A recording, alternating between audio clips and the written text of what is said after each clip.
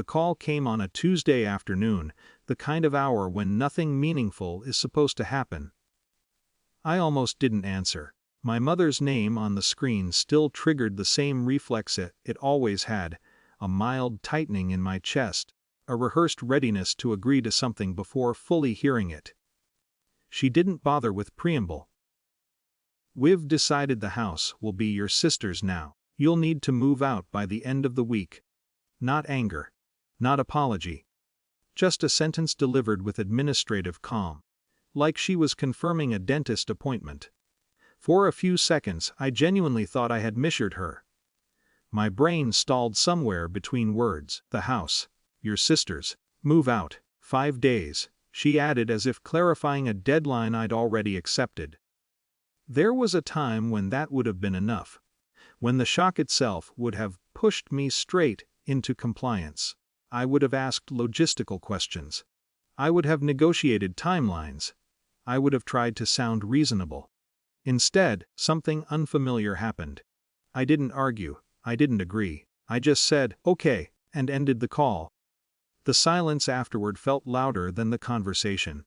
My apartment, my living room, my furniture, my carefully arranged proof of adulthood, suddenly seemed staged, temporary, conditional. As if ownership itself were something my parents could revoke with a phone call. But beneath the confusion, another feeling surfaced. Not defiance. Not yet. Recognition. Because this wasn't new, only the scale was. Childhood memories don't replay like movies. They flicker. Half scenes. My father sliding papers across the kitchen table. "Just sign here." My mother explaining financial decisions already made. "It's better for the family." My sister receiving things that were framed as natural outcomes rather than choices. I'd learned early that questioning created friction, and friction created consequences. Distance. Withdrawal.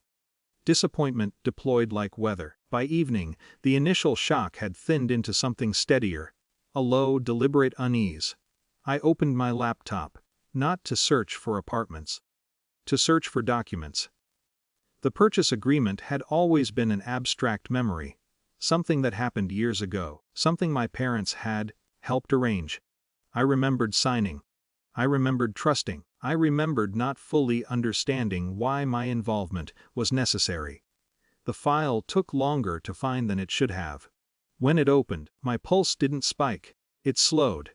My name sat there, quiet and unambiguous in places my parents had never mentioned aloud. Owner. Signature. Recorded. I stared at the screen for a long time, waiting for the meaning to rearrange itself into something less disruptive. It didn't. What followed was not dramatic, no frantic montage, just hours of slow, methodical cross-checking. Property tax records, mortgage statements, payment histories. Emails I'd never thought to reread. Patterns emerged the way they always do, gradually, then all at once. Money had moved, titles had shifted. Narratives had been constructed with careful, bureaucratic precision. By midnight, clarity arrived with a strange emotional cost. I wasn't being removed from something that belonged to them. They were trying to claim something that belonged to me. The next morning, I called a locksmith. My voice sounded almost detached, like I was scheduling maintenance rather than altering the structure of my family. Today, if possible, he arrived before noon. No questions. Just tools, metal. The neutral choreography of someone whose job did not involve emotional interpretation. The new locks clicked into place with a sound that felt disproportionately final. Then came the harder call. Not to my parents. To the police department's non-emergency line.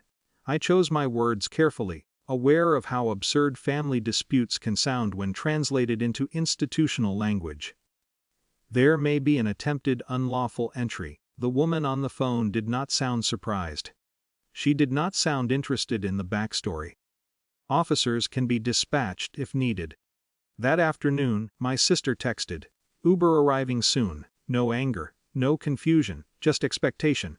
I imagined her ride gliding through traffic, my parents likely reassuring her that everything was settled, that I would understand. That I always did. When the doorbell rang, I didn't rush. Through the peephole, I saw her standing there, phone in hand, already slightly impatient. Behind her, two officers waited with professional stillness. The conversation that followed was oddly restrained. "This is my house," she said first, more puzzled than confrontational. One of the officers turned to me. "Do you reside here?" "Wes. Do you have proof of ownership?" I handed him the binder. There was no dramatic reveal, no cinematic shift in music. Just pages turning, eyes scanning, a pause long enough to alter the room's emotional temperature. Finally, "Ma'am," he said to my sister, "this property is legally registered to him." The sentence landed softly, but its effect was immediate. The structure of assumption collapsed not through argument, but through procedure. My sister's expression didn't explode into outrage. It tightened. Confusion, embarrassment, recalibration, emotions moving too quickly to fully identify. "This must be a mistake," she said, though without conviction. The officers did not debate. They did not speculate. They simply explained. Law replaced narrative. By the time her Uber pulled away again, the street looked exactly as it had that morning. Same light. Same parked cars. Same indifferent normalcy. Inside, the quiet felt different. Victory is supposed to feel sharp, triumphant, cleansing. What I felt was something else. Relief, yes, but braided tightly with grief. Because clarity does not erase history, it recontextualizes it. Every past concession, every unexplained signature, every family decision rearranged itself into a more coherent, more unsettling story.